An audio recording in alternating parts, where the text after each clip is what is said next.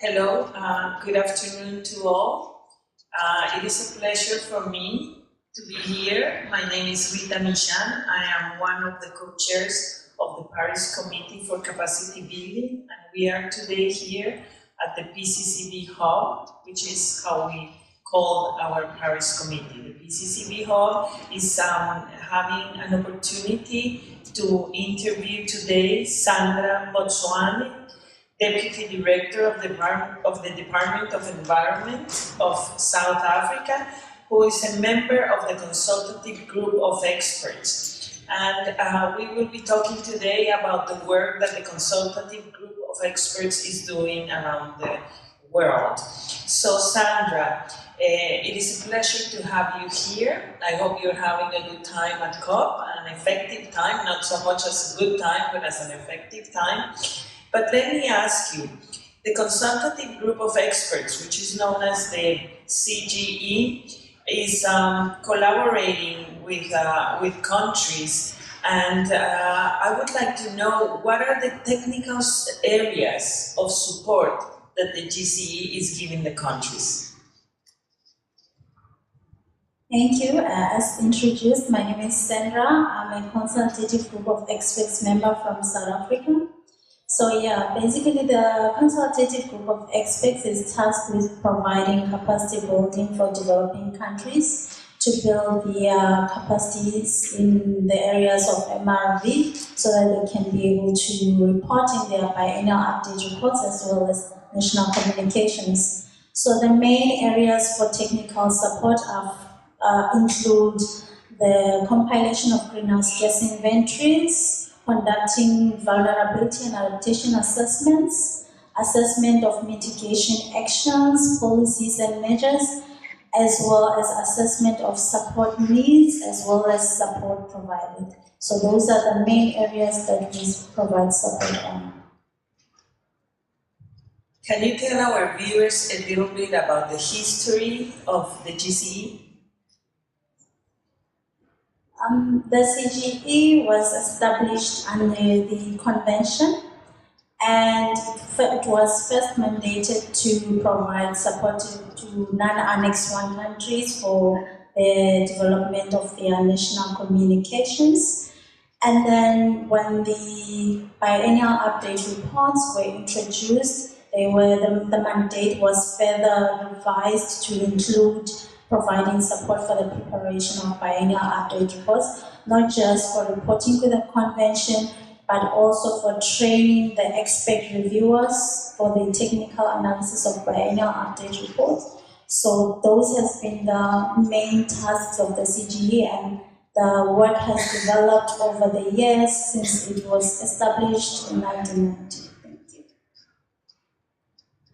Thank you, Sandra. And I understand you have hands-on training workshops, as you mentioned.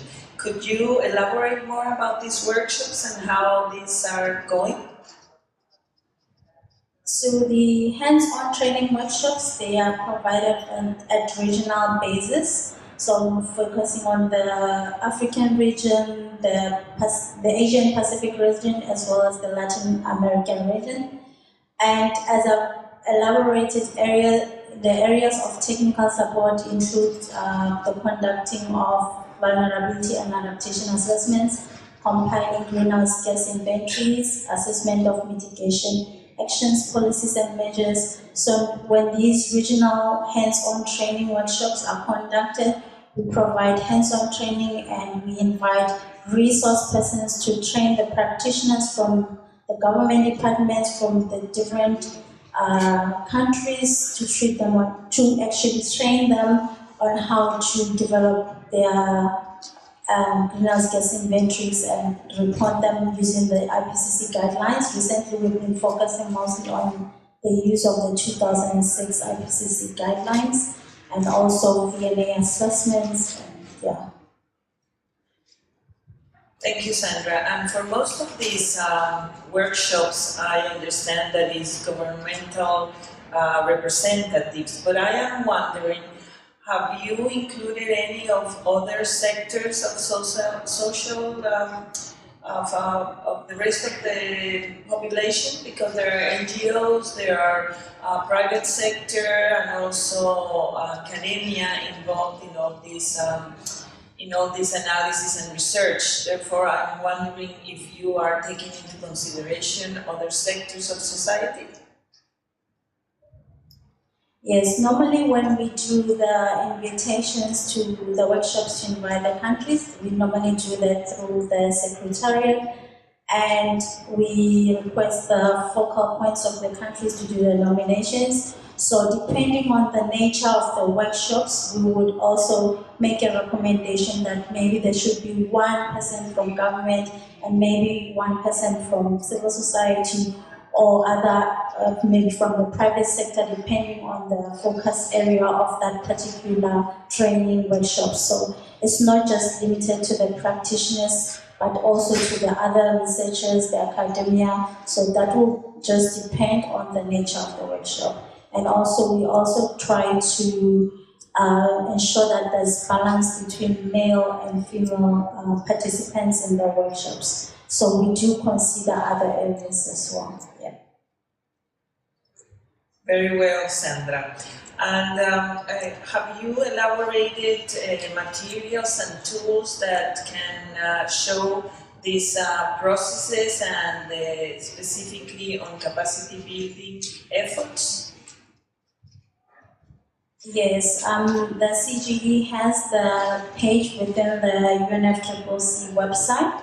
Within that page, anybody can access the CGE training materials and tools.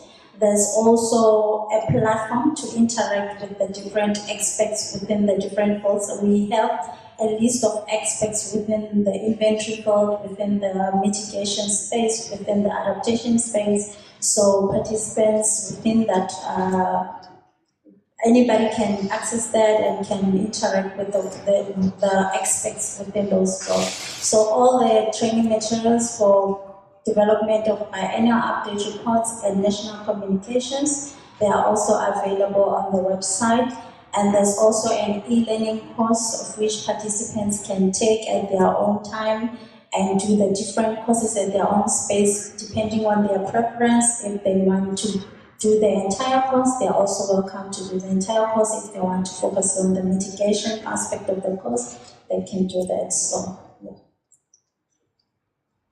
Thank you very much, Sandra. And these e-learning courses, can anyone access to the e-learning courses, or are they specifically targeted to the focal points, and depending on whether they can invite others, or how does this work? To participate in the e-learning course, obviously you would have to do the nomination through the focal point for the registration to do the e-learning course, and anybody is welcome within the country to do the e-learning course, as long as there's acknowledgement that you can go through with it, then you can go through with it and continue. Yes. Thank you, that is very good to know. Regarding the MRB is a concept that we all have to continue working on in the UNFCCC.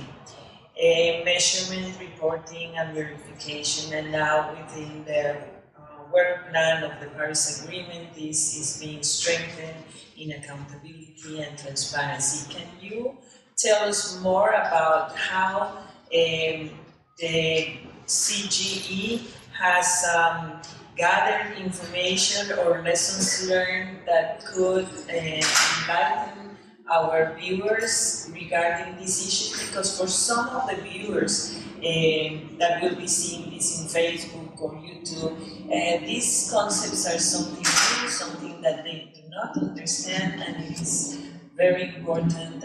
These are very important issues for all in developing countries. Yes, thank you.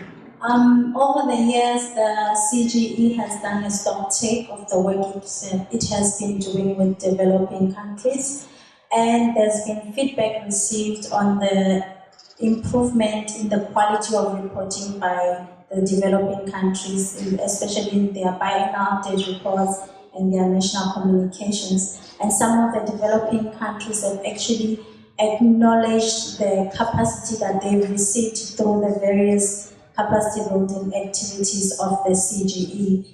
And also we've seen more and more developing countries starting to report in their biennial update reports, which is also a sign that the CGE is doing the great work in the capacity building field. And I think there's a requirement for the CGE to continue, because as we transition from the MRV framework to the enhanced transparency framework, we need to draw on the current lessons that we've learned whilst we were reporting under the MRV framework, because the enhanced transparency framework builds on the current MRV system, and it's actually the enhanced form of the current system. So we need at least the experience that we've gained under the current system so that we can be able to meet the requirements of the ETF. So from my view, we need the CGE to continue building this, and possibly, if the parties allow, or if the party decides so, to also maybe provide some form of capacity for the enhanced transparency framework, because they have the experience of working with the country under the current MRV system. Very good, Sandra. It's very clear now for all viewers and myself as well. So I want to thank the CGE for this interview. We have reached the end of the interview because we have other compromises, but I thank you and all the experts group that have been participating in this effort. Thank you very much.